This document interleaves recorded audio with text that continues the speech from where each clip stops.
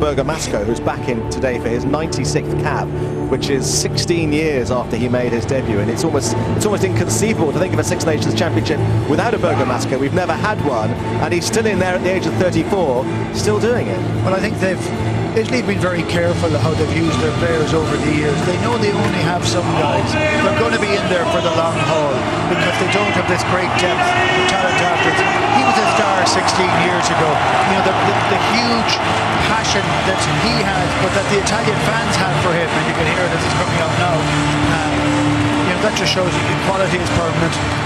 Yeah, it's worth saying as well, actually, the biggest contingent of travelling Italian fans for any of the matches of the Six Nations you will see here, for obvious reasons, in Paris, because this is almost effectively their local derby. And there's a sizable contingent here who come with a measure of optimism after what Italy did last week. And as you could say, as Andy Nichols said last night in our Red Button Forum, if France don't get this right, this is a potential banana skin.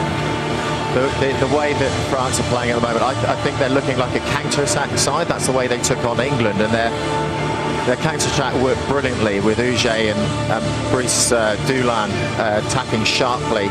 If they go from the off, there's so much flair in the back line, they could absolutely rip the Italians to pieces. But I don't think that's in Sandre's makeup at the moment. He just wants a solid, hard forward battle.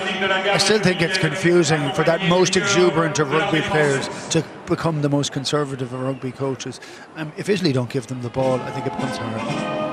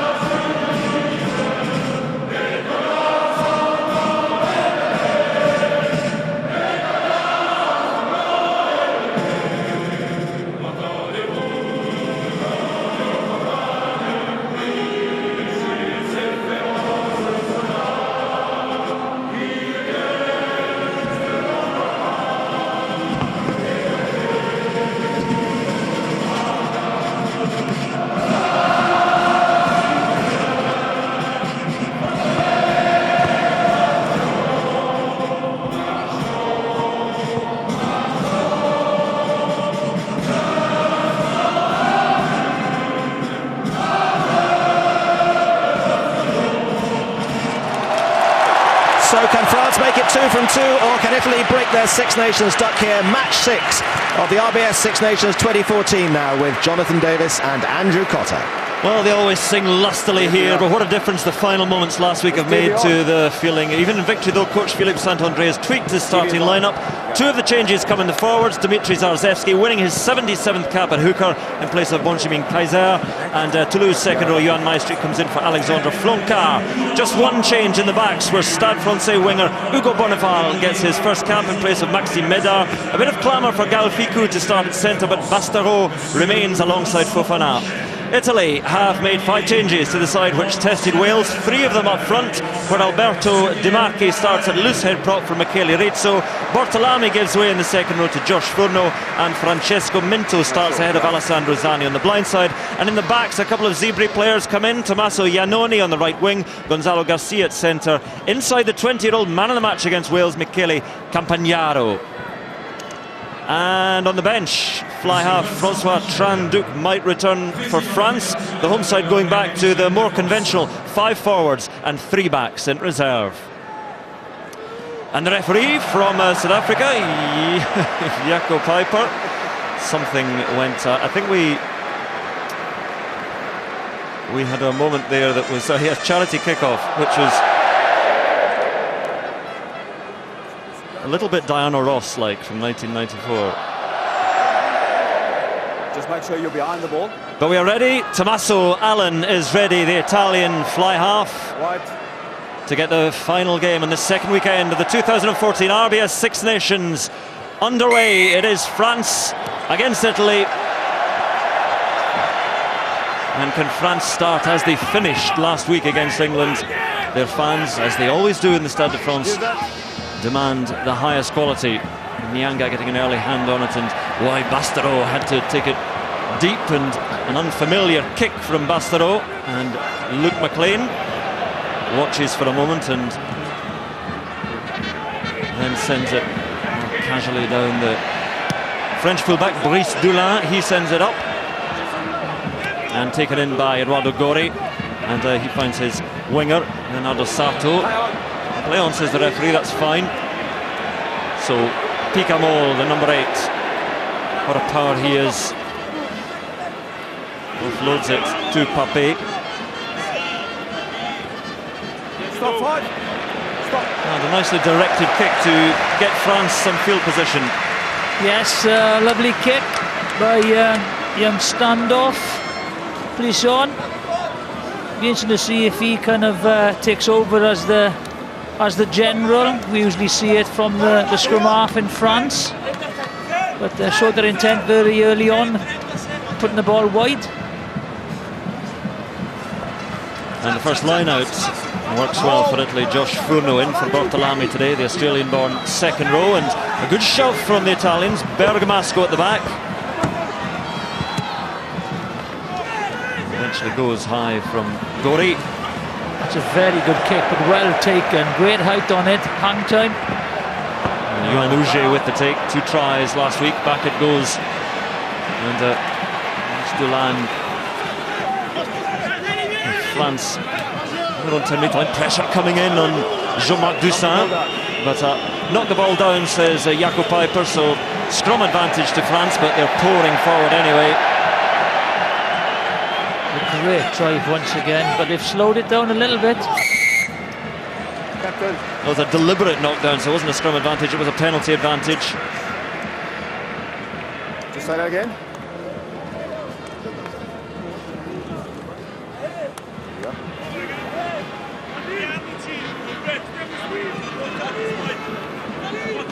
So it is Plisson. We always talk about the Italian quest to find the fly half, but the number of fly halves that France have used, and Plisson the latest to get the number 10. This was the Parisi coming in. Yeah. Deliberate. Yes, there's been a lot of chop and change at the French standoff. You know, even Para, scrum half, playing at 10, so never really had a settled 10, have they? Just a glimpse there of where France went in the lineup last week, and Zarzewski this time goes long. And it works well enough. Use it once as Jaco Peyper, down she goes, but not with the ball, so France still creeping forward. Advantage to France as well, so penalty coming. Italy coming in at the side, but France storming through anyway. Zarzewski is there, and Picamol uses that power. Still advantage to France, but they may soon have a try. Captain Pascal Papé. They've kept the defensive shape well, though, Italians. What? Well, they were playing that advantage, so From the side. the whistle had gone before Picamol emerged with the ball. Such a destructive runner, isn't he, Picamol? Very powerful run.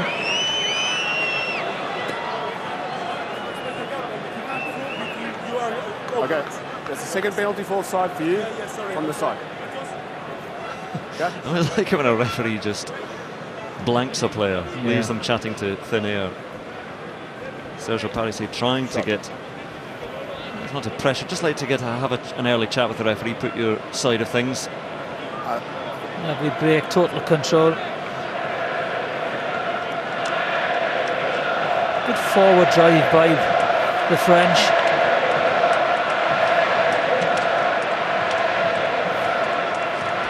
So the first pop at goal was a rather straight-on kicking technique from Jean-Marc Doussaint. Giraldini and the rest of the Italians can only watch. But a groan from the crowd and an awful kick from Doussaint. Straight shove. Yeah, he just pushed that to the left hand side, the left upright. And that's what you want. When you get good pressure and good field position, if they do infringe, you have to take those 3 points. Only one ball we have in the Stade de France. Cutbacks. Here it comes. No. Dropped it. Well, that was for the trill rather than Jakob Piper's pass. Off his left hand, though. So the restarts. And, well, Italy charging in a rather over-keen penalty to France. Early tackle without the ball. 14. Early. It was Iannone who's fresh in the side today. Yes.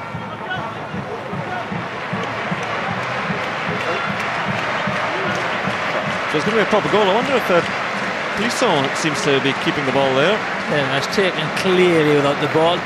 Again, that's a bad call by the winger there. He just doesn't need to do it. Very interesting. You got, Doussaint is having a go.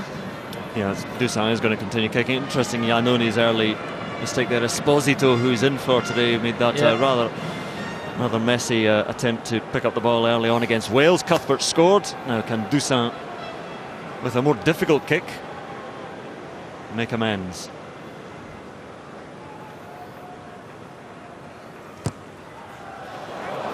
Emphatically no. Whoa, it's moving around, weaving all over the place, that one. Not a pure strike, and Parisse has it. Oh, I've stolen the ball off him. So still that's Nianga out to Pape. Well, they've missed a couple of kicks, but they still may have a try. This time it's Maestri who brings it on. Doussaint looks around, gives it straight behind and out wide now. How does it bounce for Nianga? Was it forward? No, Nianga spins in field. Loose pass. Yeah, some loose passing by the French. Just taking the whole pace out of the movement. Picamol lays it back and Pape is there. 4. Last 8. Then Nicolas Mas. And on to Picamol. There's a little bit of a buzz when he shovels his way forward. Back for the drop goal attempt from Plisson. It's not pretty and it's so wide as well. Well, I'm not sure if that's the right decision there by Plisson. They just had to be a little bit more patient, go through the phases. I've been very impressed with the Italian defence so far. They've had quick ball, the French, but they've kept their shape and their line speed has been very good.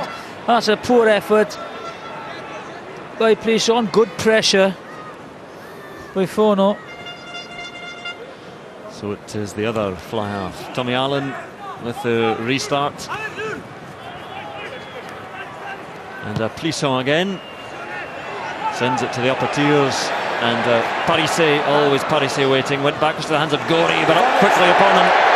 And Leroux is there. Yeah, I thought, I'm not sure what happened there. I thought the first one came off Uge. Played by White, no offside. Yeah, thought so. So still Italy can't get really away from their own 22. Let me see. Good.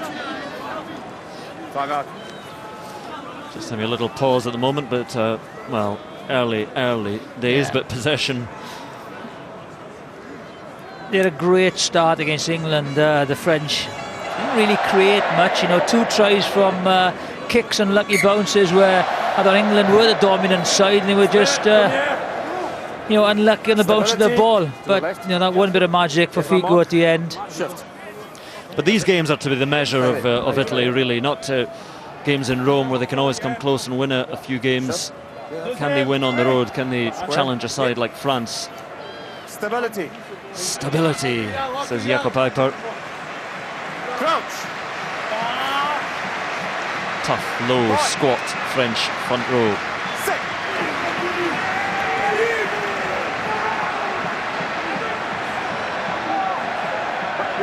It's fairly even, picked up at the back by Picamol. Again tries to swat aside one man and offload it to Uge. Gets it back to Nianga. Did well there, Uge. So France get a chance to come again. Nicolas Mas straight into Giraldini and Castro Giovanni. Still for France, Plisson, and wide it comes, and Fofana was there.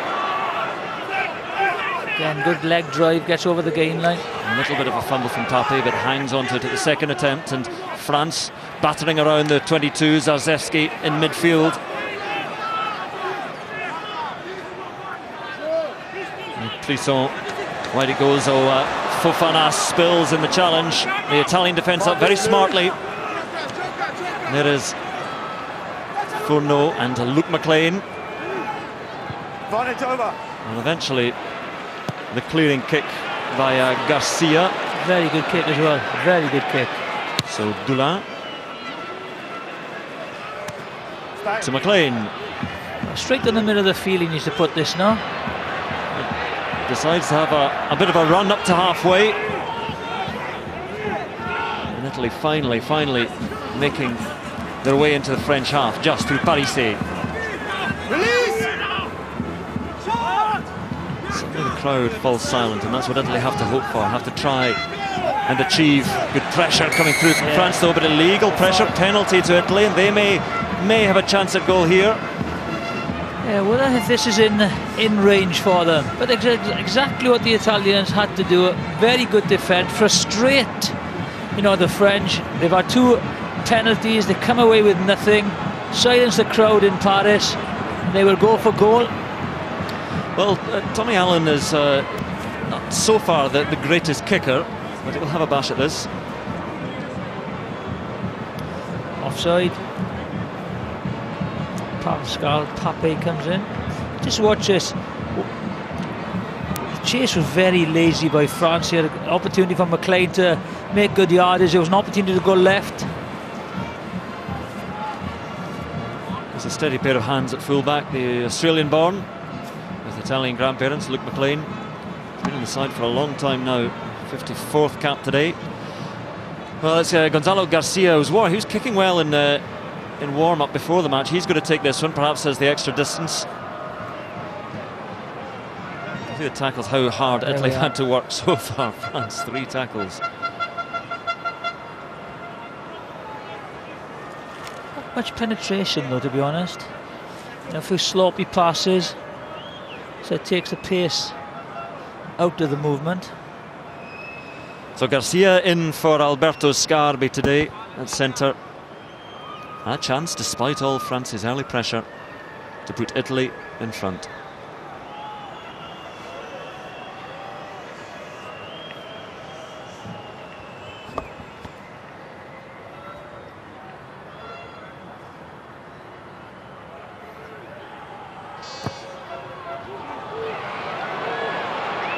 Just short. Way short as well, way short. I was being charitable. Bonneval comes away. Well, the quality of the goal kicking has not been that good, to be honest. There's Hugo Bonneval, Eric Bonneval we talked about, his father. It's not him, but Eric Bonneval, centre of the 80s. Yeah. What a good few centres there were in the 80s for Francis Charvet and Menel and Sella. Yeah, played against Eric Bonneval, so very old. All of a sudden, cheery thought. Italy. Good charge there by Garcia couldn't make the kick but made some ground. And Parise, always the go-to man. And Allen gives it to Campagnaro, back into Luke McLean.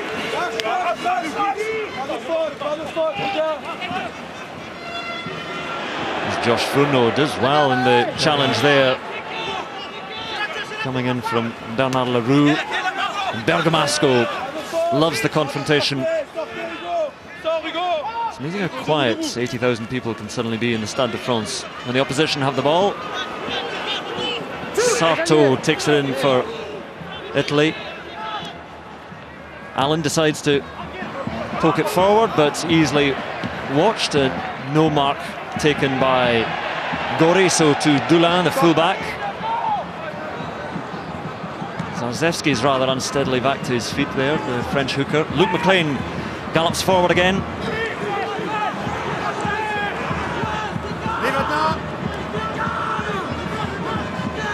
So Gori looking and feeding. And the way they come through, Tommaso Iannoni. Italy certainly coming back into this match after the early pressure by France. Parise again, well met that time by Bernard Leroux. McLean to Fourneau. Fourneau takes the hit as he took the ball from Plisson. And a penalty to France. So all Italy's prodding away, doesn't end in anything incisive or decisive. No, not exactly. Our defence is definitely on top at the moment. If you are picking Bastareaud, you have to just give him the ball and take him to go up the middle. I think he's going to get the outside of many people. So, you know, really, he is so powerful. He has got to take it on a flat ball, get over, give the forwards target, and then recycle and go. I'm not really sure what they are, you know, trying to do with him. Well, he's well padded against a Parisian winter, Bastareaud, and he's got many times. He's a powerful man.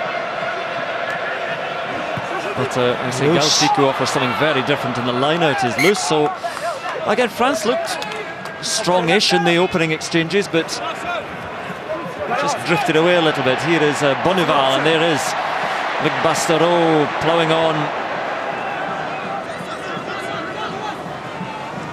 Once again to Leroux. The South African qualifies on residency for France. Pape did well to scoop that one up.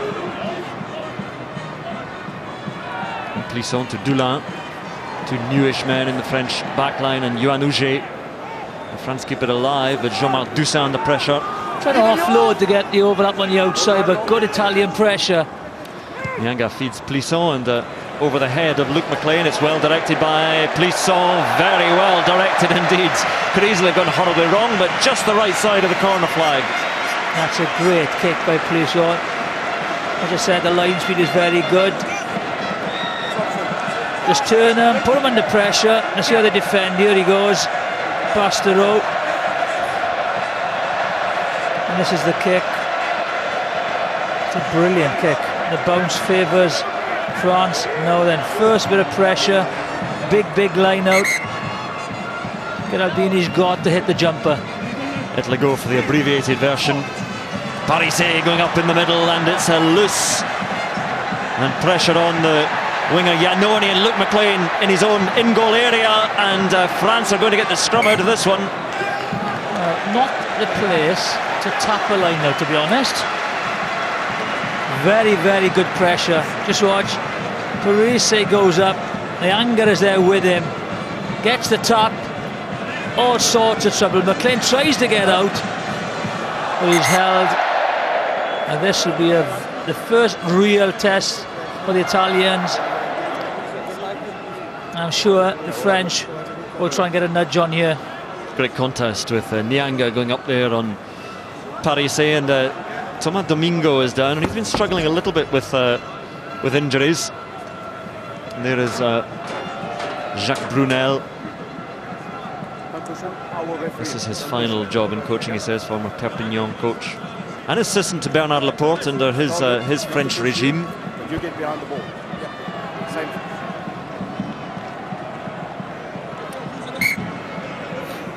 Well, Domingo is back on his feet and sort of looking okay.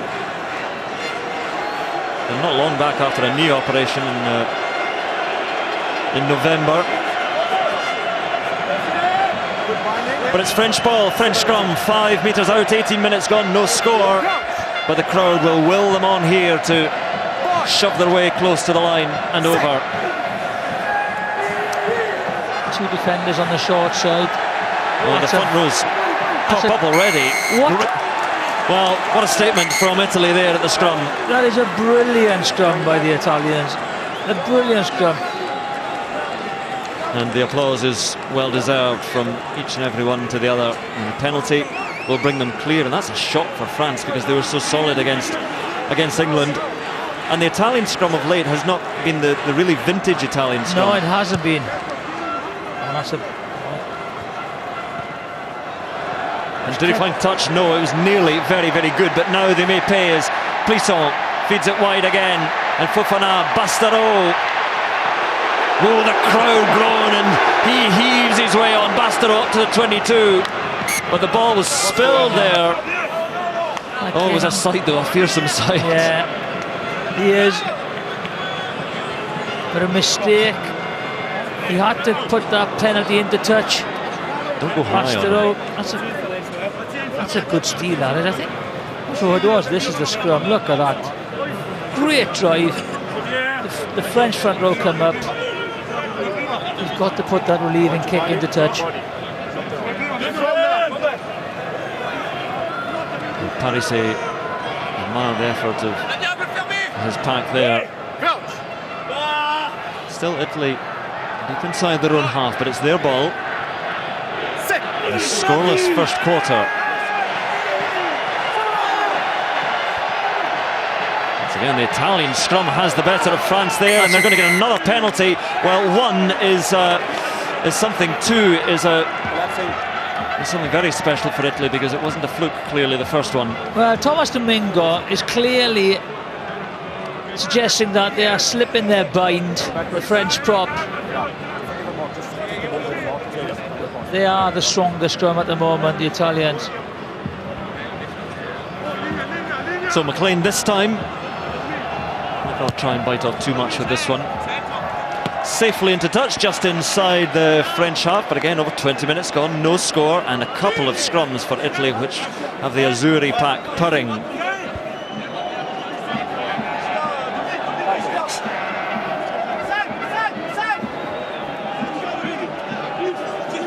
So Italy's line out. Giraldini safely to Furno. And Allen on to Bergamasco.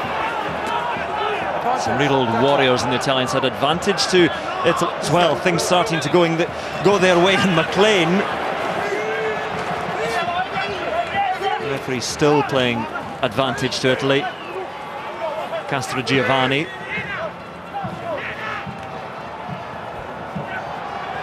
He hasn't said still playing advantage. Well, he has now.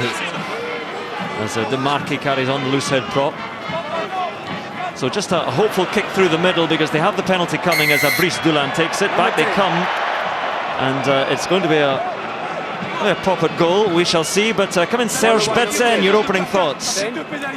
Yeah, I think that scrum is really a threat for Italian team, and we know that Kaiser is not always consistent on the scrum. Then we need to look after that and to be careful. And it certainly is a concern for France. It is going to be a pop-up goal here. Yeah, very interesting ploy by the Italians. They're shorting the line out. I think one of the reasons for that is they haven't got the bulk in midfield. Here we are from the line out, so you give it to the back rows, and they charge over the game line because they're not the biggest centres in World Rugby, the Italians. So good variety by them resulted in a penalty. So he's got to strike this a lot better than he did his previous one because he was well short. And it's almost exactly the same kick for Garcia. So he got a little bit of extra boomph. Domingo not happy with the first couple of scrums. For France, he's used to destroying other packs.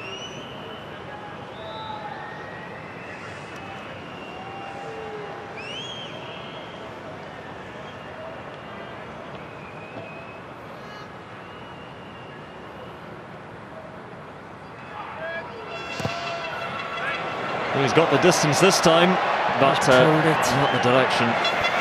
So we remain without score on the board. 23 minutes gone. Italy have had their chances. Certainly France have had more of the territory, but fairly even. Oh, it's very even. And Leroux gives it to Nyanga onto Zarzewski. Some risky offloading, but it works well enough for France. Might work out wide. Bonneval hacks on, and Parisset, did it go forwards? No. Yeah, clearly offside. He's in front of you. Definitely in front of the ball. Gori. Gori takes on Pascal Pape. Captain. In front of him. Last play. Penalty. We'll give Plisson a chance to move France deep into the Italian half. That's a very good kick. Well into the 22. Good kick. It won't take too much longer, though, before the French crowd loses patience. They are not a patient lot. After their win against England, they'll be expecting a very good performance. Captain Pape takes it. And what can France do with this maul? Little splinter grip breaks away. He's sure to lose it. Here comes a secondary shove. Leroux trying to take the head off Josh Fourneau. And still they come, smuggled away. A couple break, and Nyanga at the heart of the drive. Bastareaud, he just had to check his run for a moment, didn't quite have full momentum.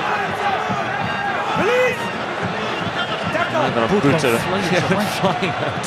Still with France, so there's Domingo. Not committing many to the ruck, look at that. Spreading. Zarzewski. Forwards around him, Nicolas Mas clearing out. Zarzewski's had a big game so far, he's carried well. There is Leroux. Straight into Quintin Geldenhuis. A couple of South Africans. Still France, just a little bit hesitant for now as they bear down on that line. Advantage to France though. They have at least 3 points coming. Brice Dulin. So a chance here as the fullback races towards the line, held at the last by Sato, but then in come the white jerseys. Ball is loose, back they will come for the penalty as Bergamasco clears, and this one, well, Dusan cannot miss this one. I think Italy will take the concession of 3 points there though. Yeah, I thought Dulin had a little look, and see who's in front of him. When he got up, he made the tackle from offside. I think it was Geraldini he saw there. Dulin just pinned his ears back and went on the outside break. The treatment to Sarto, Leonardo Sarto, and treatment to the lace of Bastareaud.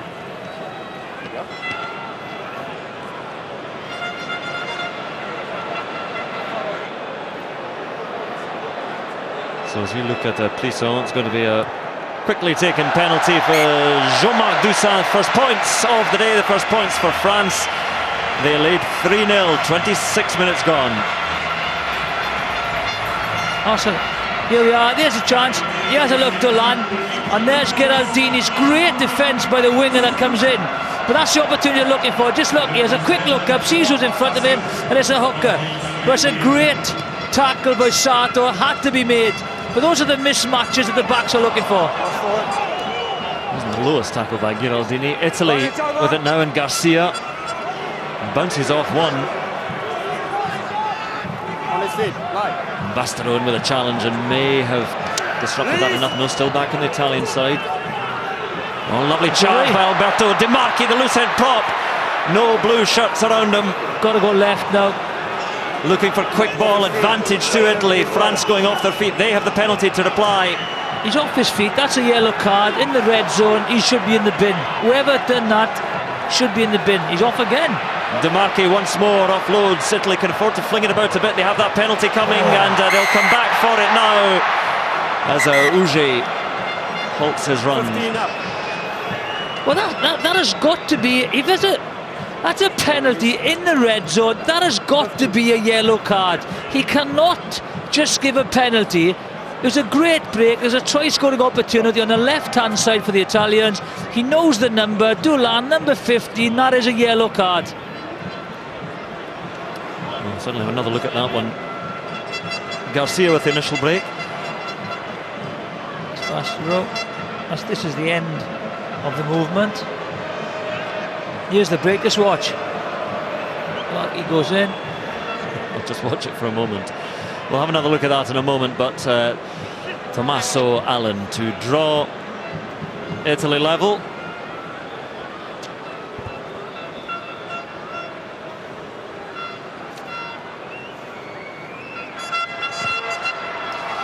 Three all and deserving of that tie, Italy. Near enough, half an hour gone.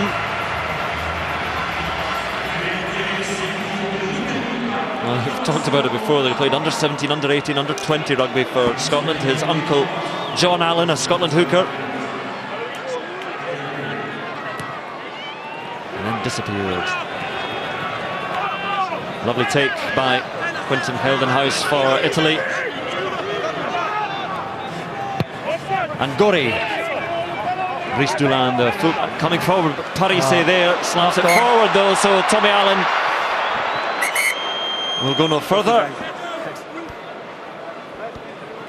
Parise was so smartly up there. Here we are, Parise goes up. Clear knock on. Bit of an injury. Let's have a look at the Domingos down again. Let's have a look at this once more. Poussin misses the tackle and he's away. There he is. Poussin gets up. If he's off his feet, you know, and the referee calls a penalty, why is that not a yellow card? You can't, you know. I think he's lucky to be on, you know. Everyone's complaining that the slow ball is ruining the game, the defence is on top. When you get things like that happening, you have got to have the conviction to bin him. So a fullback, well, Jacques Brunel, he was a fullback in his day.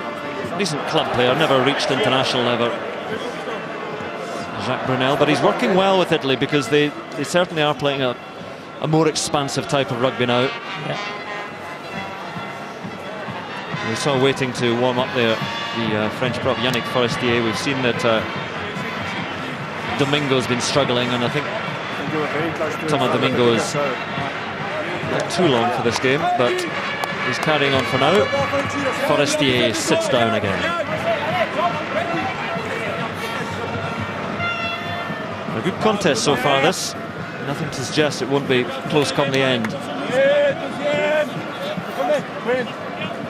Good feet position, good line. Patience. Crouch. Bye. Let's see if the Italian scrum can work once again. Better from France. Yeah, The squint feed, I mean, it wasn't straight, but so many of them are let slip. The inconsistency in penalising the squint feeds is extraordinary. Minto for Italy, though. Castro Giovanni bounces aside Pape. Italian forwards are carrying the ball so well, and there's another penalty for them. No advantage coming, so... Hands past the ball. Support your weight. Hands past the ball. There'll be a proper goal once again, and the referee will lose patience if France continue like this. Yep. So will the French supporters. I think they lost patience a long time ago. Castro Giovanni, 103rd cap today. Same as Parise, they draw level with Andrea Lo Cicero, the most capped Italian players of all time. They've weathered the early storm, haven't they, the Italians? They've bounced back, they've got some field position and now an opportunity to go in front. I think the French have got to get the ball in, you know, in Nyanga, in Pickemall's, Pastereau's hands. They go forward first, they go in lateral. Well, the last kick for Tommaso Allan was straight in front of the post. This one's slightly more difficult, and he's not the deadliest kicker. You have to be taking these kicks.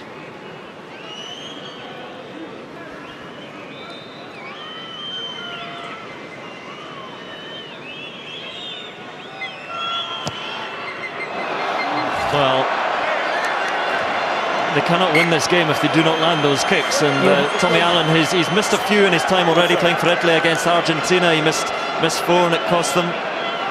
Just snatches a little bit at that, you know. It's just that is an easy kick, and at this level you don't see the quality kickers missing those, and that's what it's all about. You build the pressure, you have an opportunity, you take your points. You cannot miss those opportunities. What a boost it gives to France. Allen sends it high himself, just a trifle too far. Dulin takes it with 1 foot inside the 22, calls the mark, sets off himself around Bergamasco, steps outside Giraldini, and Brice Dulin inside, up to the halfway. Wonderful run from the fullback, and now quicker ball for France and Plisson.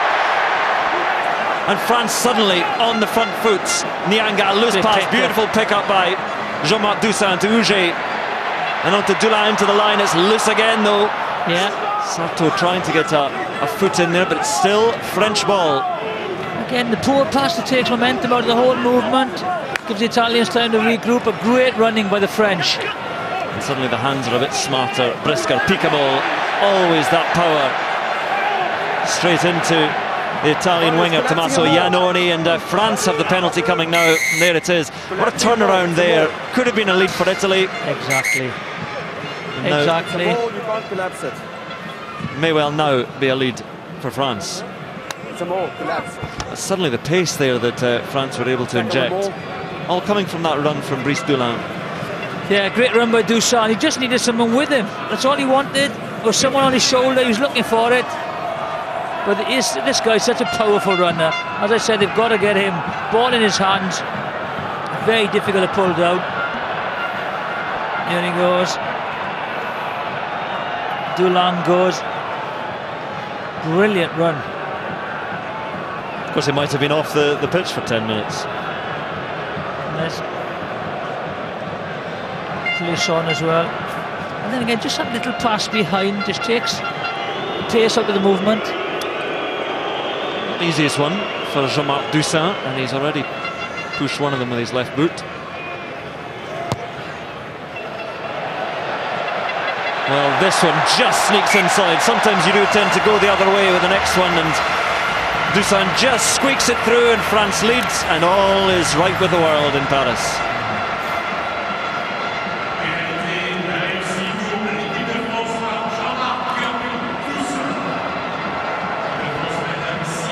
Quickly, scores and rugby can change what might have been, but Italy have to regroup and think of the good things they did. They might have led by 3, they trail by 3. Just over 5 minutes to go in this first half.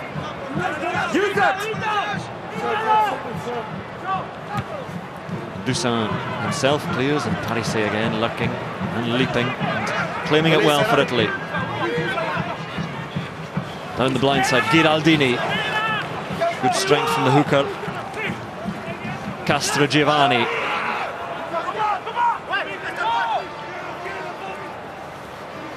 Wide it goes, Garcia.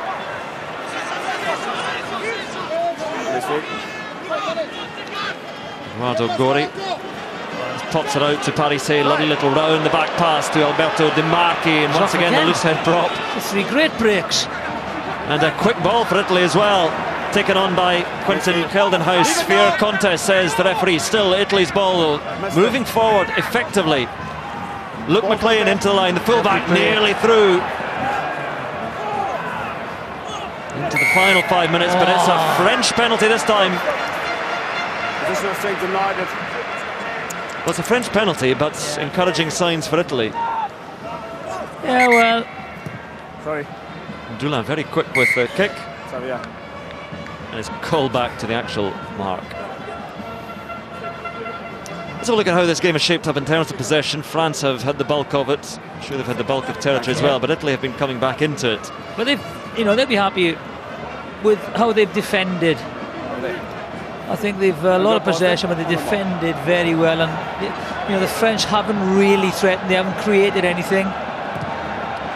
So after that too quick penalty from the wrong place by Dulin, Plisson finds a decent touch. Yeah, just see, they just lose their concentration a little bit, the Italians. Don't take it away.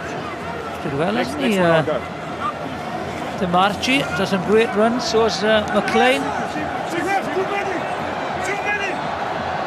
Shorten line out for France, and Pape flings it back, and Bastaro out to Fofana.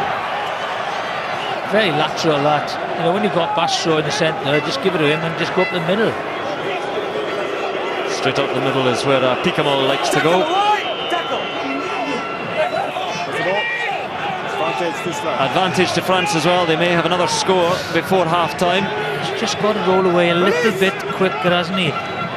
Minto. Plisson infield to Uge and Nianga, and they'll come back for that penalty, I'm sure. Referee still giving France a chance to have a shot here. Out it comes to Bonneval. They've got a free play, so they've got to try and create something. They've got the penalty coming. Domingo into Demarque. Two loose heads come together with a crunch. Zarzewski and Fourneau having an after the play slap, and I think still advantage to France. It is back for that penalty. They come. Tackler.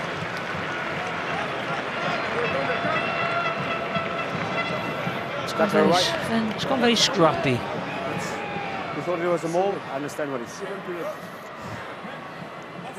Pascal Pape having his say. I call tackle, yes. And Jaco Peiper making it clear to Sergio Parisse it's going to be another shot at goal for Jean-Marc Toussaint. 8 penalties now against the Italians.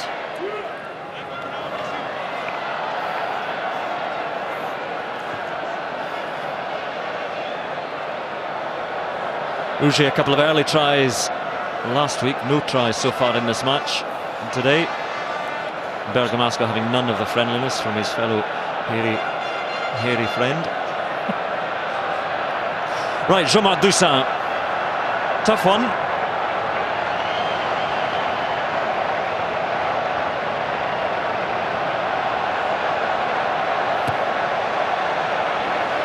It looks good from Jean-Marc Toussaint, it is, and France's lead is stretched. Just over a minute remaining in this first half, and Italy may ask themselves how they find themselves 6 points adrift. But France rather more successful with the boot.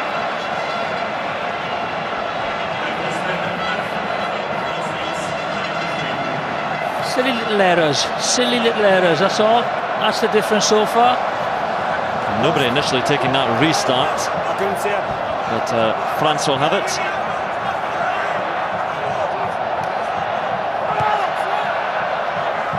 Toussaint over the top, and again Parisse was there, but McLean came in to take it. Missed it. Lost, and French ball, but penalty to Italy, and marched back 10 metres.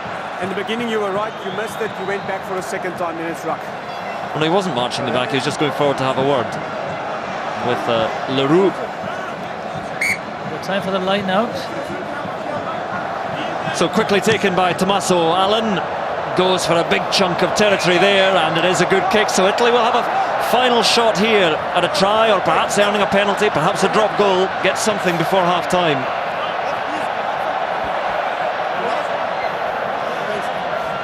Clock is red, but the referee said you do have time for this line out. Well taken in by Italy. Good drive. Minto was the man at the line out, and here comes the drive, and Castrogiovanni waves his paw and complains. To use it now, Pape trying to get in there and nick it. And just as it came away, well, there's a little knock-on, says the referee. So that brings the first half to an end. No tries in the first half, but a very, very even contest. Very, very even. As I said, defence is on top. No creativity whatsoever, so neither have threatened, and just silly little errors or ill-discipline by the Italians. Yeah, and that's why they're only 6 points. It's everything to play for, though, in the second half. France 9-3 in front. Yes, Paris and the Six Nations, the Five Nations before that used to reek of flair and style and glorious tries. None of that so far. None of the tries from last week. Will we see it in the second half, or can Italy, under that man Parisse, get their first win in Paris? A bit of a false start. Plisson wasn't quite sure, and his runners were beyond him. But away we go in the second half, and 6 points. Only 6 points the difference. Could have been, big words in sport, but could have been much closer. Could even have been an Italian lead. Will France come to life? Not with that one there, and Allen takes it, but it went forward, and they'll come back for the French scrum. No changes to either side at half-time. Now the French crowd will start to call and cry out for someone like Gaël Fickou, the exciting 19-year-old centre, to come on. Half-hearted cries of Allez les Bleus. Yeah, it'd be nice to see someone create something. Bring Fofana into the game. Dulan.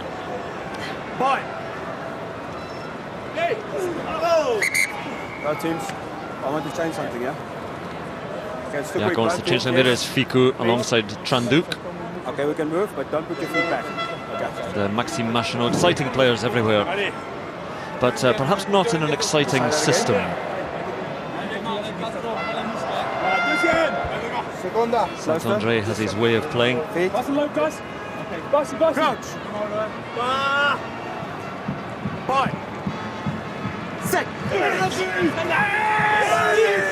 last scrum in the first half, France got the shove on, and they seem to have it again there, and Italy's early promise in the scrum disappearing, penalty coming.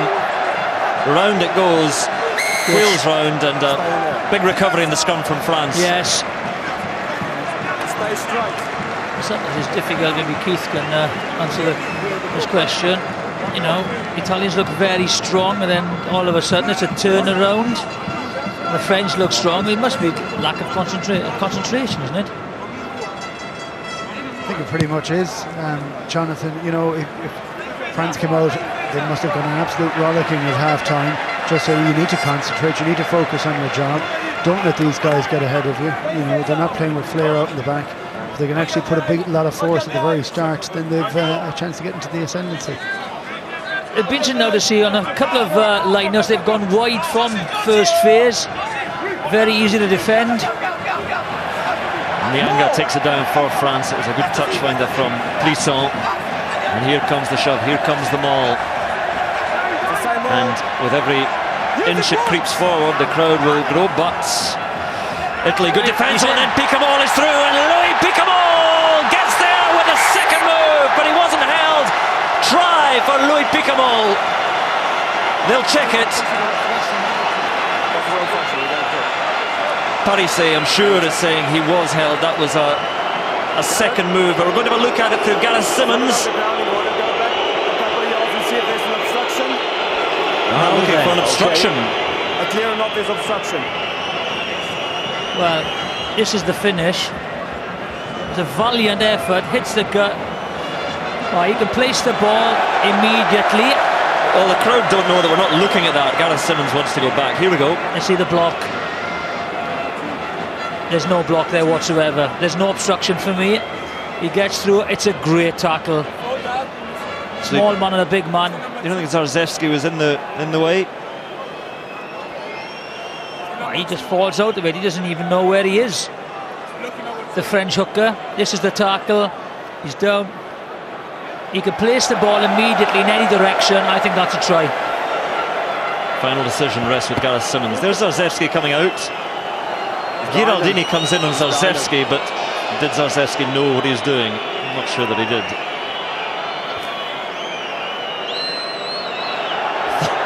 Thumbs up is a positive sign for France. Yes, Gareth. That's all the angles. Okay, from what I've got is the player that is blocking the Italian player at the point of contact. He is actually next to his teammate and not obstructing in front of him. I agree. Thank you. Try given and the boos disappear as springtime snow. Try for Louis Picamol, what a player he is, and he scored once again. 6th try for France. Well, as I said earlier in the first half, you know, it's Nyanga, Picamol and Bastareaud. Those are your go-to players. Those are the ones that get you over the gain line, the dangerous attacking runners. On this occasion, he bursts out and just scores a try. It's a very, very good finish from a very good catch and driving the line out. Just what France were looking for so soon after the break to get this second half going. Oh, and the conversion is good as well. The stuffing is knocked out of Italy with that 7-pointer.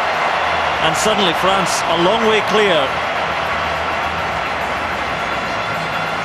Swatchy breaks out of the driving line out, a valiant effort, but he's just too big and too strong.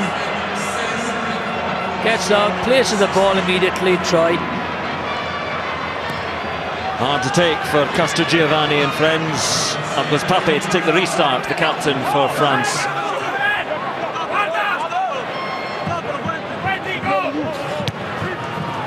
Clearing kick from Doussin and Parisset. Uge was coming down on him, and it's fine, it's a fair contest, and Plisson is going through there for France, but good covering. Good covering by Iannone there for Italy. Good counter-ruck in there by Uge. So Minto has a moment. And the crowd has been sparked into life deep to McLean. And Brice Dulin, a French fullback, carries it on and accelerates and eases his way past one tackle, but Bergamasco got him. France suddenly will have a bit of confidence. Nicolas Mas lays it. Pascal Pape, known but Zarzewski for company.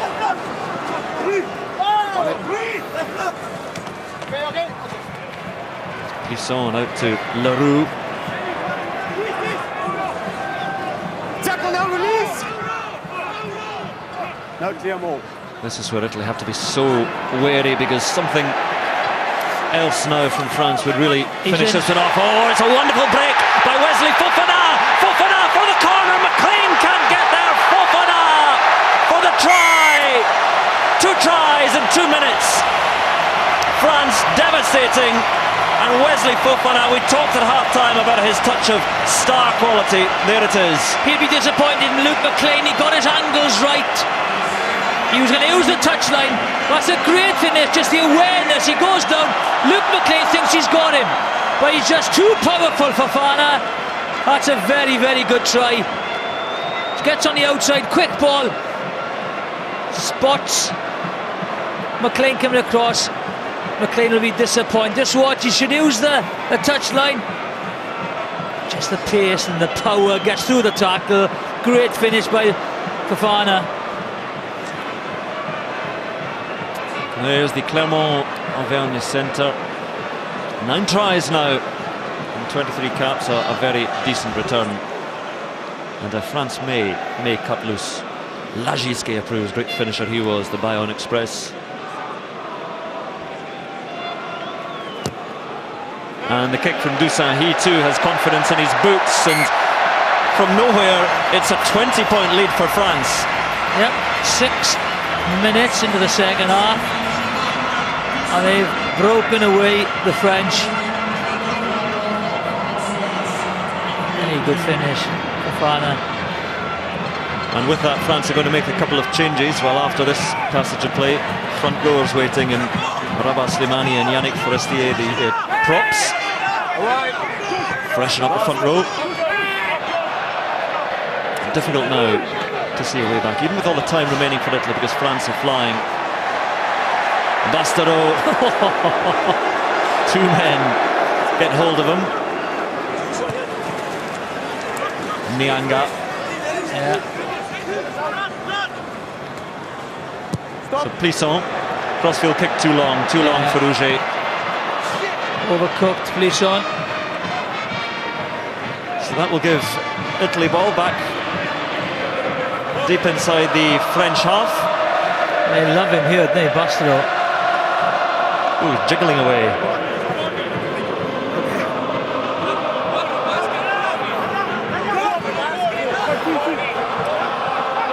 La Marseillaise around the Stade de France, Italy's line out. Taken it back by Parisset, did well under pressure. Good tackle. Good hit on Canale. It's a great tackle, that is. The Garcia penalty though to France. Yeah, tails it up now. Bergamasco is looking for some fun with Leroux. Let's get the thoughts of Serge Betsen. A little bit better now, Serge. Yes, definitely. We see French team play flatter.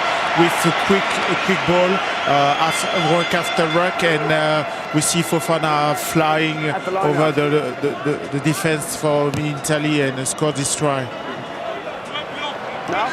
It's amazing, those two tries just turned the game around entirely. This was the hit by Picamol on Garcia. I don't understand why the centre is carrying the ball into contact when you've got the two back rowers either side of him. Picamol picks him out and just smashes him.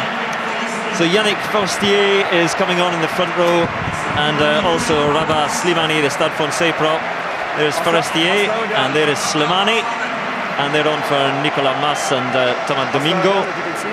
Job done. Well, they're coming back into it in the scrums, weren't they? The last couple of scrums were very, very impressive for France.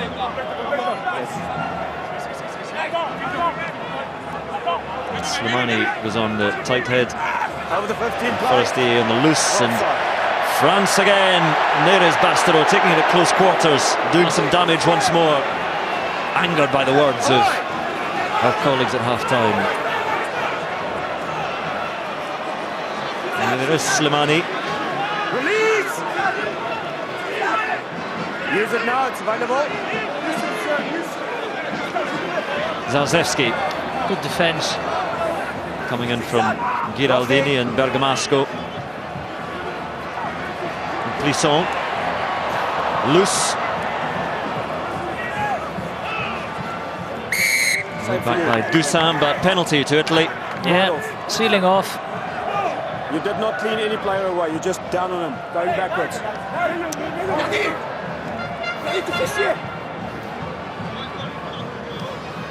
So McLean still smarting from that.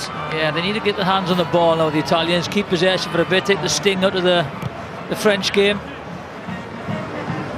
There was such an even contest in the first half, but again you suspect it was because France were under par, and they have suddenly picked things up. There we have meters made. France heading up towards 300 in total. Carries ahead, offloads far ahead of the visitors. At the back.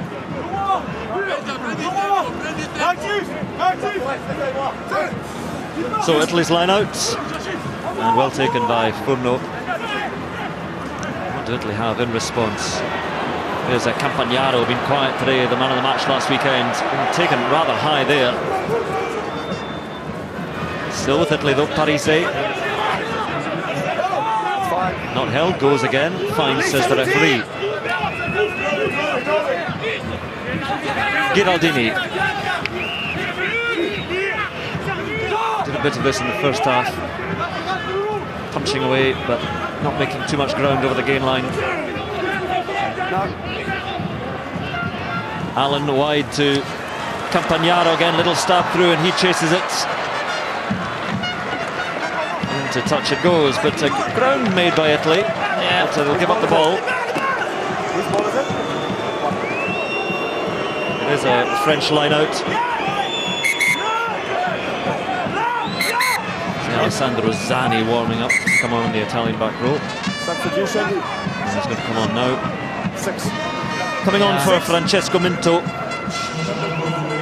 Quite surprised Zani wasn't picked to start the game. Very impressive player, Zani. Well, we talk about the experience in the Italian pack with Bergamasco and Parise and Castrogiovanni, and Zani up beyond 80 caps as well. And there he is, the Treviso flanker, and off goes another Treviso player, Minto. We've got to wait.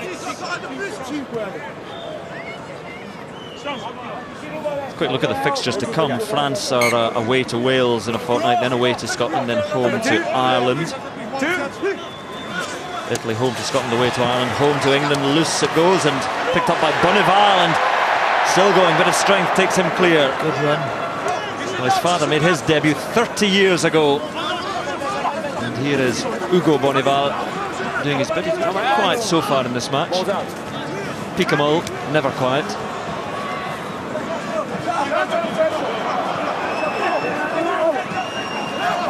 Counter rocket. And Italy suddenly on the attack. Mauro Bergamasco tries to give it an interception, and it's Fofana again. Wesley Fofana doesn't have the legs himself, looks for Yoann Huget. Huget galloping for the corner. Huget for the try. Not quite there for support. And there he is, That's what they can do. The loose pass, the intercept, support play from both wingers. Absolutely fantastic finish. Good awareness by Fofana.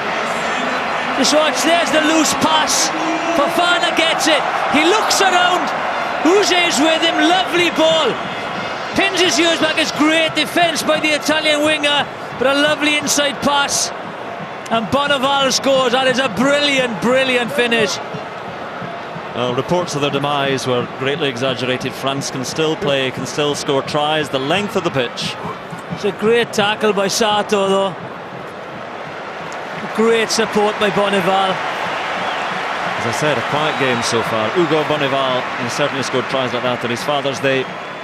Eric Bonneval will be very proud. And France are rampant in the second half. They're flying now. And every kick is landing from Jean-Marc Dussin. 3 tries, 3 7-pointers. 30 points up for France and a smile for Philippe Saint-André. Here we are. I think he's going to get Uge. Sato did well to get there. He was a brilliant tackle, but great support play. Good play with the French wingers. And even at the end of that run, when Uge was blowing and thought he might get there, still had the presence of mind to offload to Bonneval. This is looking rather ugly for Italy now, but yes, beautiful French rugby. Long, long way to go as well. And you think about, come the end of the tournament, what points difference might mean down the line. A lot of water to flow down the Seine before then, but France against Ireland in the final weekend. Many games to be played, other sides in contention. Nyanga at the back. You can almost see the confidence.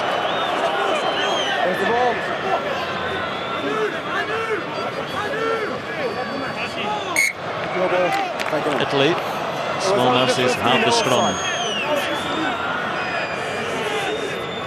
It was over the 15, there's no offside.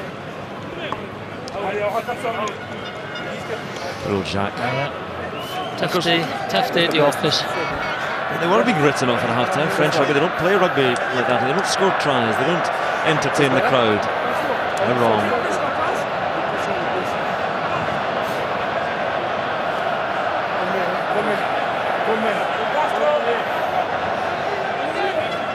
Possession in the second half. Yeah, says it all. The dreaded Mexican wave is back. Unmentionable Mexican wave.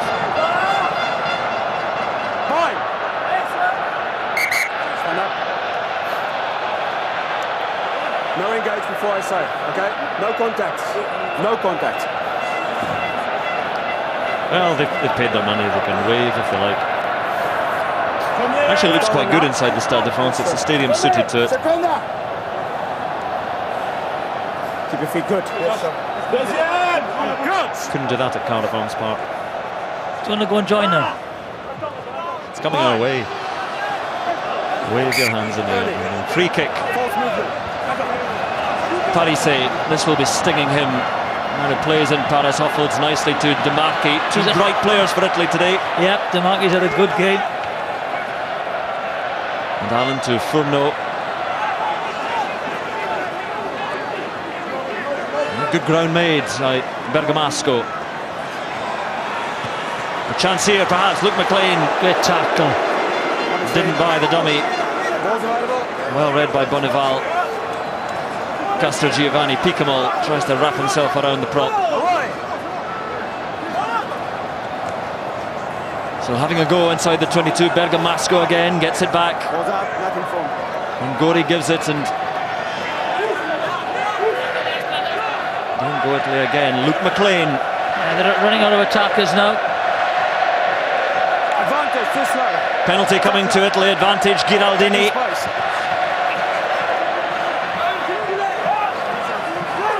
Demarchi, good strength as well. Still they come, still advantage to Italy, Giraldini.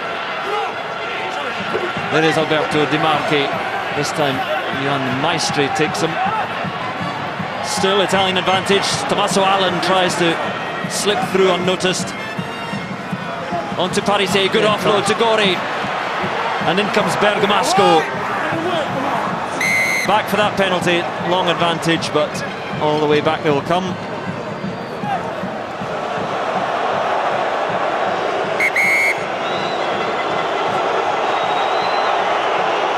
The crowd boos, as if they don't enjoy watching this. They love it. Bergamasco's in there again. Just calm down, boys, calm down.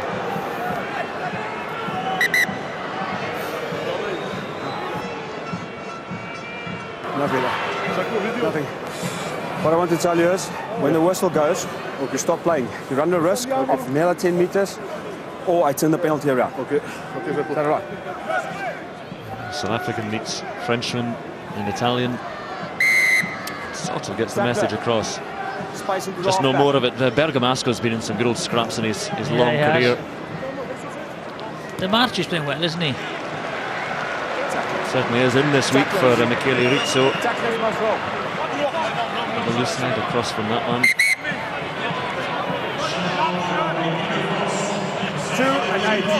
France are making a change. They're changing their hooker.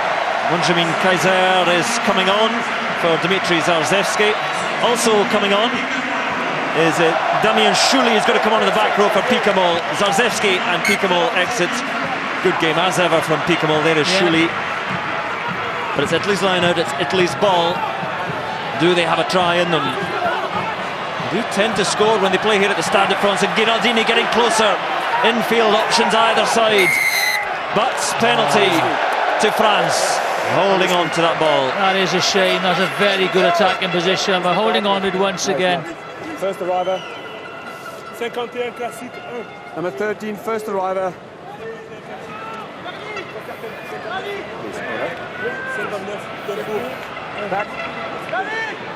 So Doulan with the clearing kick. Italy getting ready to change their whole front row, which they will do now. Waiting Davide Gazzon, Michele Rizzo and Lorenzo Cittadini. Giraldini got close here. It'll be his final act of the day. 2 and 3, thank you. 1, 2 and 3. It was the first arriver. Off goes the Italian front row, De Marchi and Castro Giovanni and Giraldini in the middle. And Jacques Brunel throws a desperate dice. Good steal. Good steal, Parise. Here is Zani.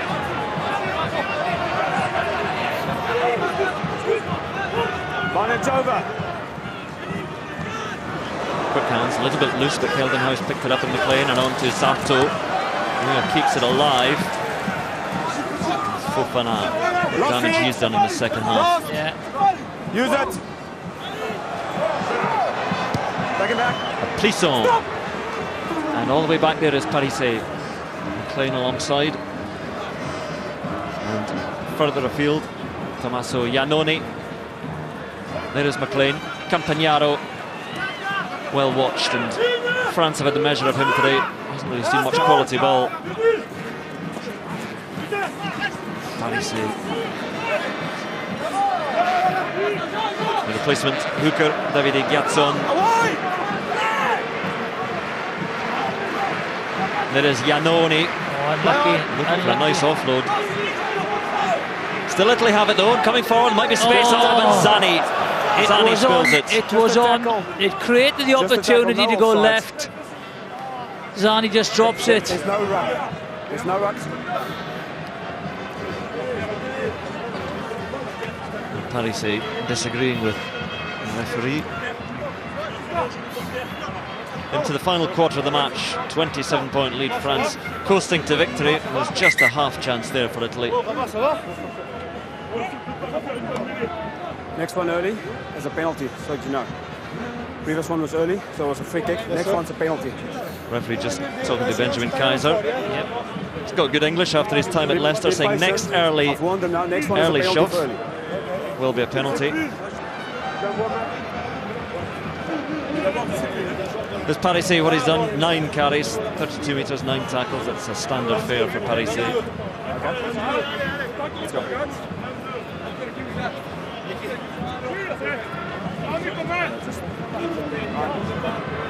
See, Machino is waiting to come on scrum half for France. Which will do now for Jean-Marc Doussain.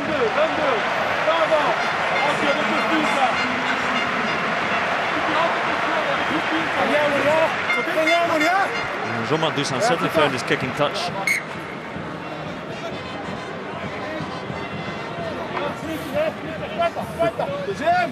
This final quarter will be quite long for Italy. I suspect France have another try in them somewhere. 5, 6.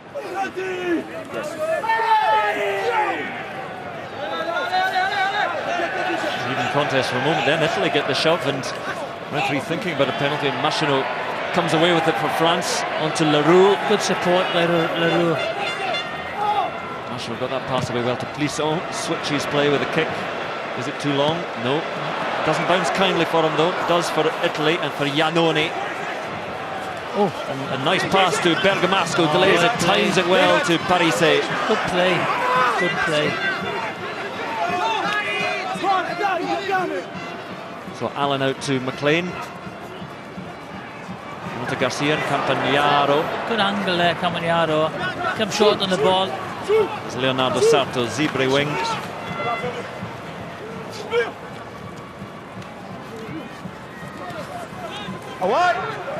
Replacement. Cittadini. There is Zani. French defence, very brisk. He's got it, balls up. Well, Italy just get the scrum. He was a driver, he can play. Didn't come. Forward last. Just haven't got that cutting edge, are they, the Italians, unfortunately. No creativity, not enough creativity. Some lovely little pass here. And Bergamasco puts Parise away. Get the message to this new title. If it collapses, he's on. Okay. Yeah. Okay. A bit of a breakdown again for some treatments. Jules Just want to get a Plisson. message. Yes, sir. France always looking Your for binding is wrong and it collapses. great We will fly call it half. and They've got a spin long last. succession. All right? And he's made the most tackles. There we are, yeah, well, Joint most. so the game's changing, isn't it? Down that channel. You need a strong defender. You need a strong figure there. He's not a massively powerful man, but he's been very, very stout in defence.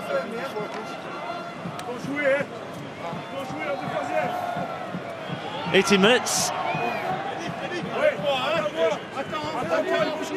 France really did that damage in the sort of 15-minute passage. Or even that, 10 minutes. Took this game beyond Italy.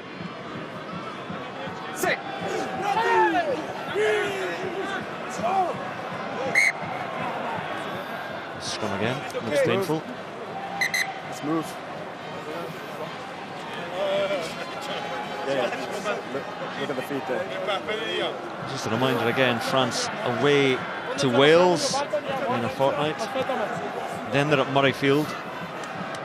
Then here against Ireland in the final day. Italy in Rome against Scotland in a fortnight, then in Dublin, and then in Rome against England on the final weekend.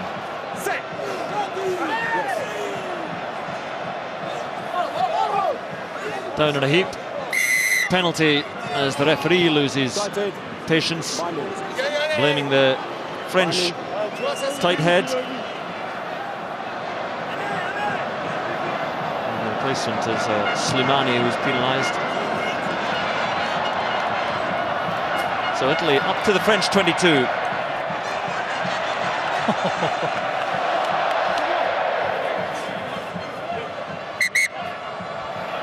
More changes. It's that time of the game where they all come wandering on. Tomas Botez is going to come on at scrum half for Italy, and Luciano Oquera will come on at fly half. Oquera was the only fly half. There he is, who wasn't used last week. The only replacement who wasn't used against Wales. He's on now. quick one to the front, so Allen is off for Orquera. And Italy, they've spent a lot of time in the French half here, but Yeah, they have. not doing much with it.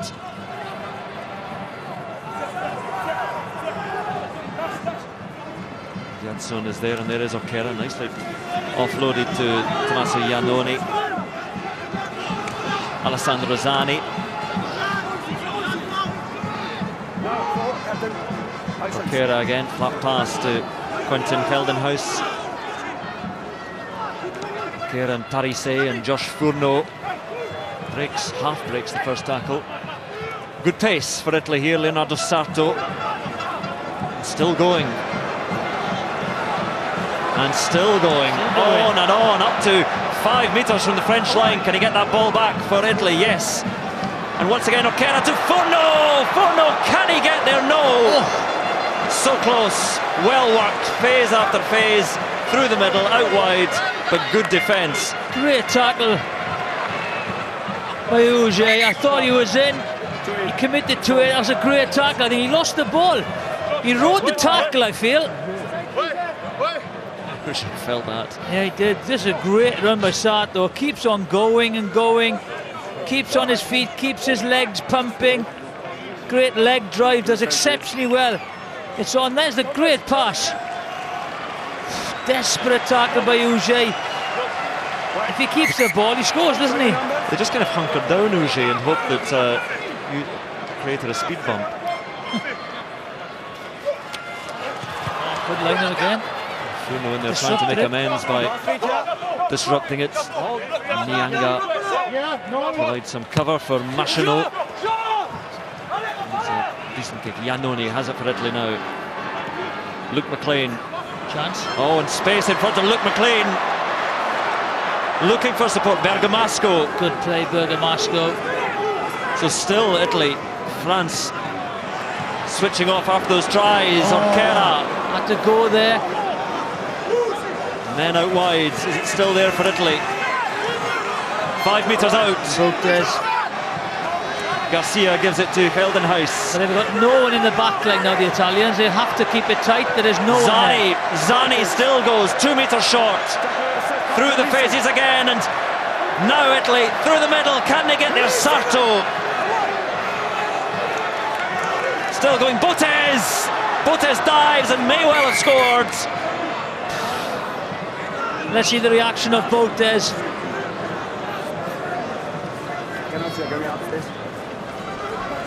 Well, he's not too excited, Botes, is he? No. Sarto last to come up there, but Botes had the ball. So Gareth Simmons is going to have a look at this. Yes, Jaco, got you. Try, no try, please. Try, no try, checking that. Plays it as well. Hand under the ball. Is there a hand under the ball?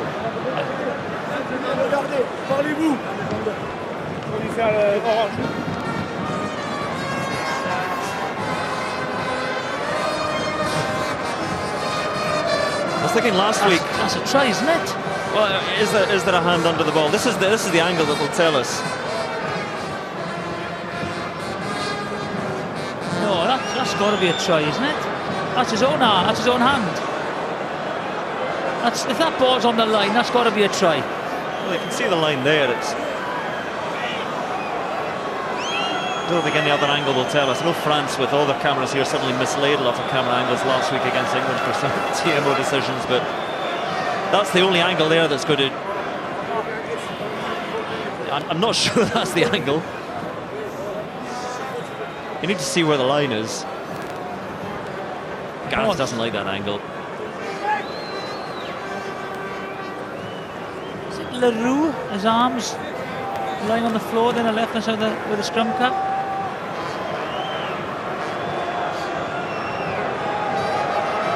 Kaiser, the replacement hooker, was in there. Great tackle. I think he should score there. Jaco, that's all the angles. All right. What I can see is that I see a hand under the ball at all the time. Can you advise whether there was a grounding apart from that? I agree. I don't see the grounding at scrum 5 attacking ball. All right. I'm going back for advantage penalty. Fine, yes. I don't see how he could get the try there. No, wait. Has to be fair. I think it was Leroux who was on the ground who just put his arm there. It was a great opportunity for Botes to score. Botes denied.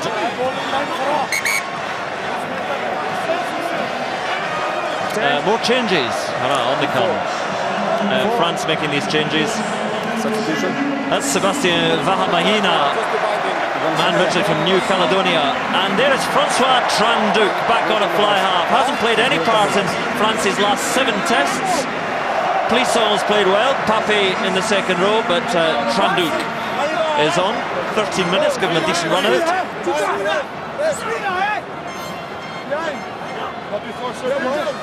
Patience.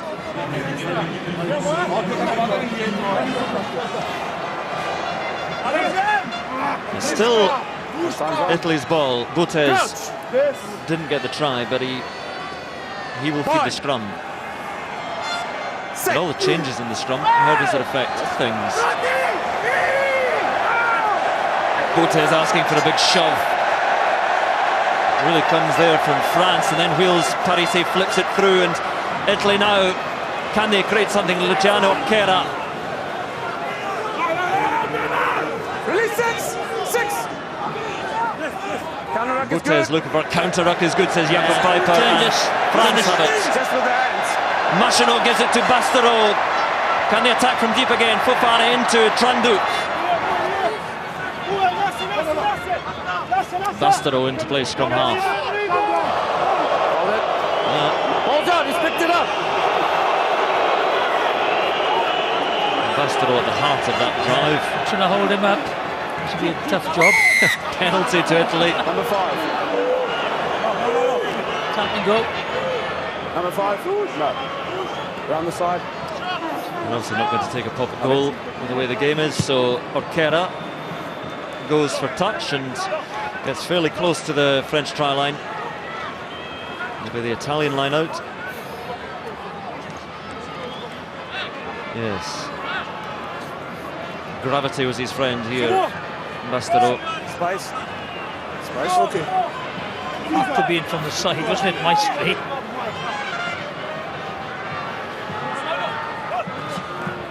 Giazzon throws, and there is Furno. Advantage to Italy as well. France. Leroux has come through there. Vahamahina. Oh, he's hoofed that away as well. And Vahamahina, I think, might get a yellow card here. We're certainly talking, he's not long on the field. Because as we know, they've only got one ball inside the No stadium. penalty against them, and he kicks the ball away. There we are, 10 minutes. Vahamahina, and he's just come on, and that's the end of his game. I know he'll have 30 seconds at the end. Well played, Sebastian. Yeah, I think that was frustration, wasn't it? He kicked the ball away. It's not the brightest move, though. No.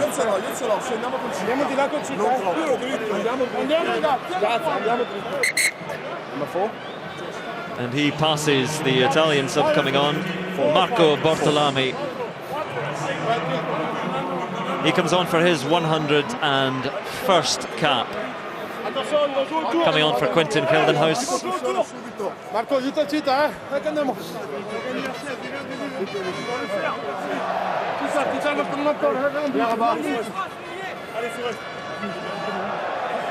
So, and 7-man Crouch. scrum for France now with Vahamahina off. 6. Italy will fancy their chances here.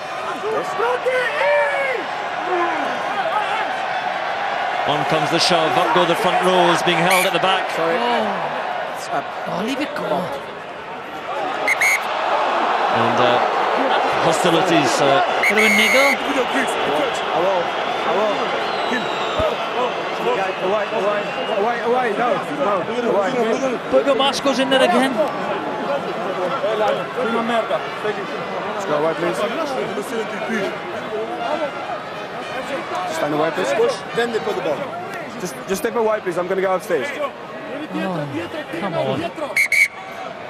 What's he looking at here? Just for that scuffle? Garrett, Yes, Jaco. looking for possible foul play after the whistle has gone. Okay, we'll check. Not sure what was in that. Well, I think it's just to the right of the picture there, and Damian Shuli and Bergamasco. No, it was a little Oh, I think that we might have seen the start of an uppercut there. Oh, and you know your uppercuts. You can't see from that angle, can you? Just watch, there's a little butt going here now, a little nudge of the head. Just watch, see? There's the butt.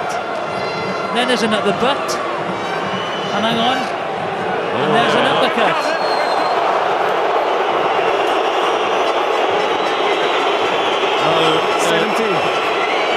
Michele Rizzo. Clear picture. Yes. Head and the possible swing. I can't Yeah, but you've got blue and you've got the reaction by white. There's the first one. reaction by white. Who's that number in white? There's the second one. So Button Slimani, the French prop, You've got the two opposing props, don't you? and that's being seen on the big screen now. Give him two yellow cards and let's get on with it. So headbutt red, yellow for headbutt red and yellow on that side for. I think it's red. Craig Joubert is suggesting straight red. Let's get another look at it, make sure. Yep. Can we get another look at that, Gareth, and maybe one from the back if possible? Yes, I'll try and put that down. So Craig Joubert has come in there and suggested a straight red. It's Rizzo, the Italian replacement loose head. There's a butt on this, Slimani. There's one butt, there's another butt. Well, there's going to be two reds here. Yes, Jaco, that's all the angles. One from red and a little bit, and the three star scrum. Penalising the guy that headbutted first, so you penalty against blue. Two reds and a penalty to France. You started it, headbutt, red for you. You reacted with headbutt, red for you. Penalty, Wow. you started, penalty against Two you. red cards, a red card apiece. Slimani is off. Yes. And Michele Rizzo is off as well. Slimani not long on the field, and Rizzo shakes his head. Two red cards in this Six Nations match into the final 10 minutes. Sebastian Vahaamahina doesn't look quite so bad now.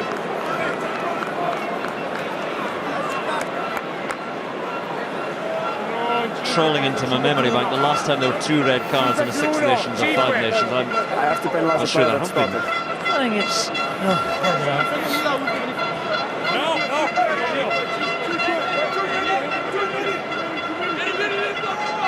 this is a little bit sorry for Slimani, you know. It's like he gets butted, you know. Just, I don't know, sometimes it's just a reaction. Penalty offside, so Italy coming forward. 14 men against 13 now. Vahaamahina off for a yellow card and Slimani off for a red. Rizzo sent straight off for Italy. Furno's played well, hasn't he? Exactly. Interesting final moments in this match. There's still 8 minutes to go, but the scoreboard hasn't changed in a long while.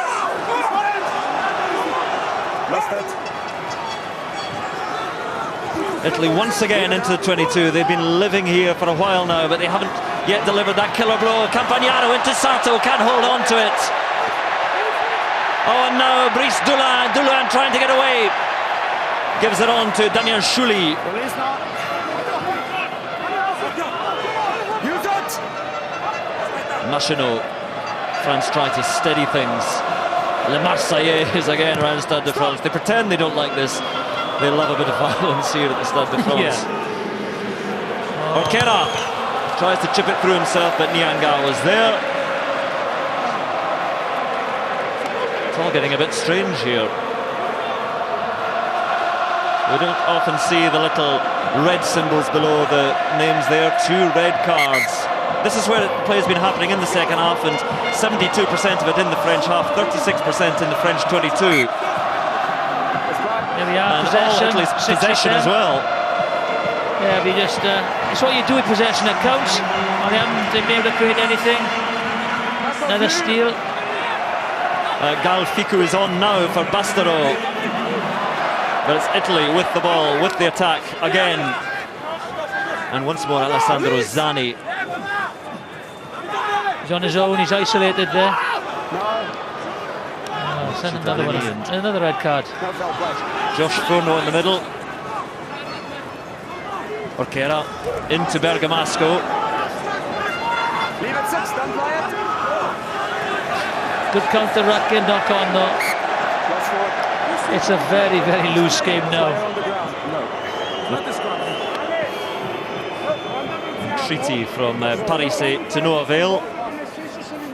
We haven't had a score for a while, but Is that okay? we've had some events. Yes. You okay? There is Ficou, try scorer last week. Go. Still 19 years old. Good play, good play. Again, what a Let's talent. play. Come. Turns 20 next month. Okay, we need players. 7. Yannick Forestier with the ice. So Alberto De Marchi coming back on for Italy for Bergamasco in the back row, because Italy minus a prop, so they have to bring a front rower back on. 6. Just as Bergamasco was getting the scent of blood in his nostrils. Who's captain now? Just quickly before the scrum, let's hear from Serge Betsen again. Yes, we had a lot of control on the set piece, especially in the scrum, and I'm really pleased to see French team playing this way. And it's true that the first 10 minutes and the second half were really great, to see the control, to see the speed on the ball, and to see those 2 tries from Fofana and the young started winger. It really was that a devastating spell from France. So that's the difference between the sides, and they stepped it up. And Nicolas Mas is back on there on the French tight head, because they too were down a props, and Nyanga's gone off from the back row. 5. 6. Yes. 5 minutes remaining. Italy still with that man advantage, because Sebastian Mahina was off, and they may get a penalty here. No, Parise picks up. And they're trying to hold him up there, Shuli, but Shuli's got him. Hasn't released another penalty.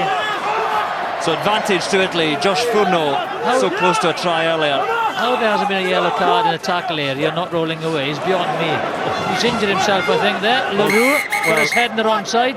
He went straight in and chopped him off at the ankles, De Marchi. I think he's all right. Just stay down. Just stay down.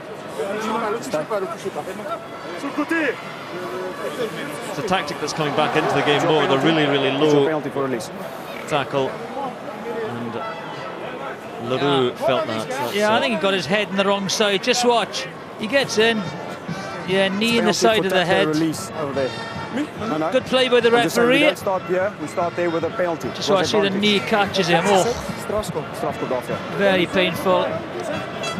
Any kids watching, get your head on the right side when you're tackling. Don't tackle a 19-stone prop. Bernard Leroux. Quite even there, look. Tackles made, tackles missed, all quite even. All the stats are quite even as well, except, you know, the scoreboard. Let's see where he looks on his feet here, Bernard Leroux. Oh, he's got to go off. He has got to go off. You know, if he's been concussed, he's got to go off and have... oh, he's gone. The legs have gone. He's got to be assessed on the touchline to make sure that he's okay or not okay to carry on. So Bernard Leroux, who came to Racing Metro 5 years ago, qualified under residency qualification. He's done well today, but he's off now after that nasty knock on from the knee of De Marchi.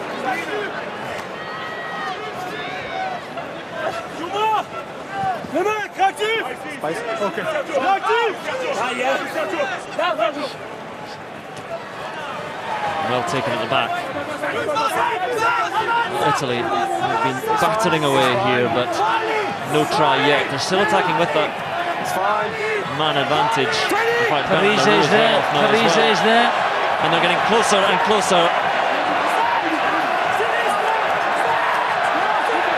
Rizzo is in there and comes wide, and he must now have the try, and it's going to be Iannone. Shrugs off the tackle, scores the try. Good try, Iannone.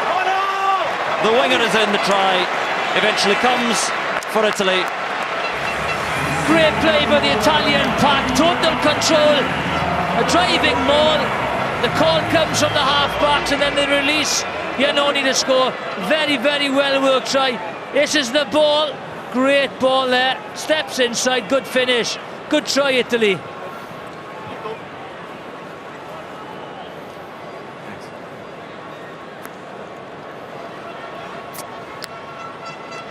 Lovely ball by Botez. Very good play. There we are, Iannone in for his first try in Italian colours. Conversion attempt to come for Luciano Orchera. Not a try which is going to make a difference to the result here, but some reward for Italy for all their endeavour.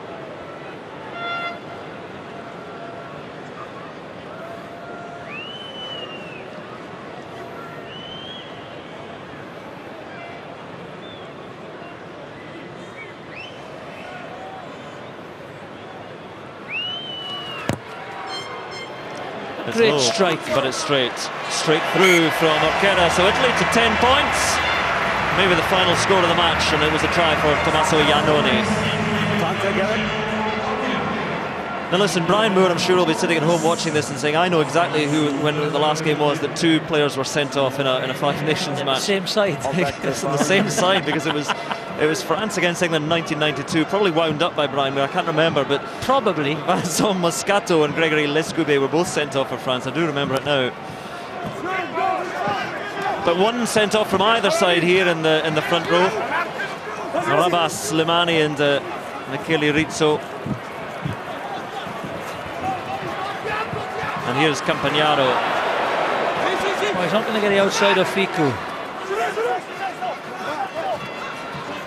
It's on again to go. One more pass. Lots of Italian players out wide. And Orchera tries to give the long pass, and it's Usain Bolt wouldn't have got on the end of that pass, let me tell you. And certainly not Leonardo Sarto. What's that pass?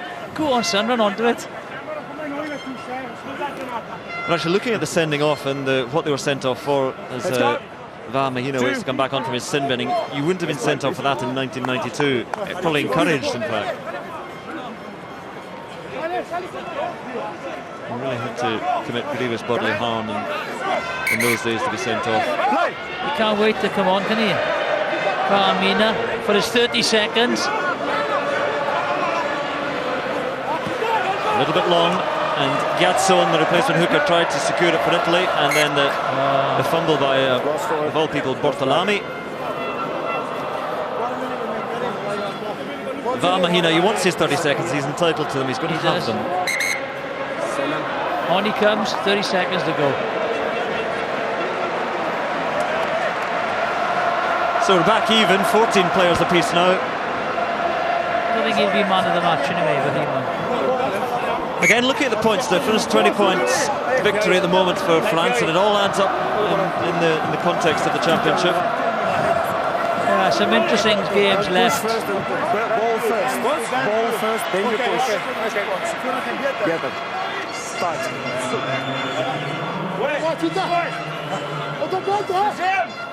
Distinct lack of scoring in the final quarter. Just that try from Italy. France really broke clear with those 3 tries. Yes.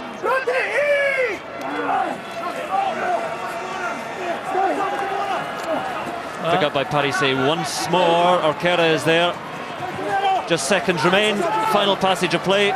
It's Italy's Furno.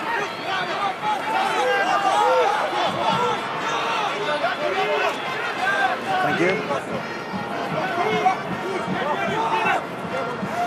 Still with Italy and Luke McLean.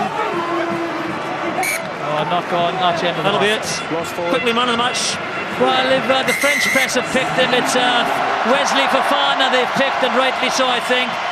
There he is, the RBS Six Nations Man of the Match. Fofana picked by the French press. But yeah, just the difference was when the opportunities came, France had the ability to finish them off. The Italians just created one try. It was a very good try. You know, a very strong performance, and the difference was just took their opportunities when they came. And those tries from Picamol and Fofana and Hugo Bonneval give France a comfortable victory. They win 30 points to 10. Well, an interesting second half. I mean, obviously, all the tries were scored in the second half, but I'm sure the double sending off will provoke most controversy as Philippe Saint-André puffs his cheeks out and goes, well, played 1-2. And he'd have taken that 8 days ago. Absolutely, and he'd have taken the score as well this afternoon. I imagine he had some harsh words at half-time. It was an entirely different France in the second half. Their attitude totally changed.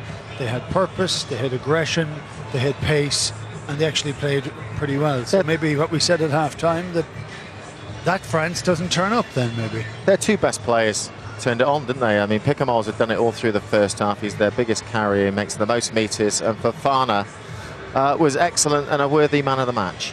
Well, that was the key moment, really, wasn't it? Because it was very, very close until Picamoles try, and we'll have a look at that in just a moment or so, but hopefully we'll hear from Philippe Saint-André in just a second.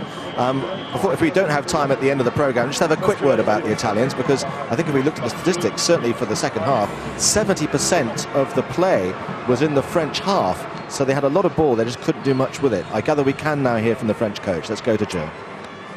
Well, many congratulations. That's 2 from 2, an incident-packed match, however. What's your initial thoughts on that win?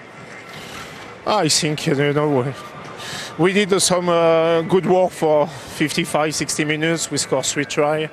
After the last 20 minutes was very rare. No things happened. A lot of penalty from both sides. 2 red cards. So good 60 minutes, but very disappointed for the last 20 minutes. We didn't have any ball for 20 minutes in the end of the game. You played a part of the match down to 13 men. What was your thoughts on the 2 incidents, the yellow card and then of course the double red card? I don't know. I need to look again on the video. I think the yellow card it's a young kid, it's more stupid but it's very, very harsh. And the second penalty, I don't know. I think it's a scrum and something's dodgy, but I just prefer to see the 3 good try we score and 1 try fantastic with all our backs. But after it's shame for the public, for everybody, the last 20 minutes was not high level. But a devastating 10 minutes after the break. What did you say at half-time? Last week, in the beginning of second half against England was terrible. I think they scored so many points in 8 minutes, so we were very focused to start well the second half, and we did well. And after today, I think the bench didn't bring what they bring last week. Okay, well, good luck next week. Thank you. Thank you very much.